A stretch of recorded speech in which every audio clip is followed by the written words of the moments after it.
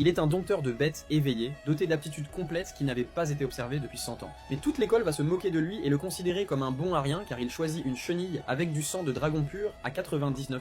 Cependant, en choisissant sa bête, il fait une excellente affaire. Une simple chenille verte coûte extrêmement cher. L'argent est transféré car il est le seul à pouvoir la contrôler. L'argent arrive, 10 000, puis 11 000. Il remercie pour cette générosité et observe la chenille. Belle à l'extérieur et puissante à l'intérieur, sage comme le soleil et belle comme la lune. Il décide de partir, mais il est retenu par une fille qui veut tester la puissance de sa bête, car un sparring de ce niveau ne peut pas être refusé. Il accepte de revenir, car il y a de l'argent en jeu. À partir de ce moment, il devient le sparring exclusif, payé 20 000 par séance. L'accord est conclu, le rendez-vous est fixé pour le lendemain. Il saisit sa chance et prévoit de devenir plus fort. Une notification apparaît, annonçant un exploit accompli et un premier achat récompensé. Une entrée à la tour du dieu bête est offerte. Il entre immédiatement, convaincu que la qualité des récompenses est garantie. Il arrive au premier étage, où la difficulté est faible et où la récompense est une amélioration de 10% de tous les attributs de sa bête. Dès le premier étage, une telle récompense est accordée, ce qui fait de cette tour un véritable trésor. Mais d'un coup, le boss du donjon apparaît et il va devoir le battre pour faire évoluer sa bête.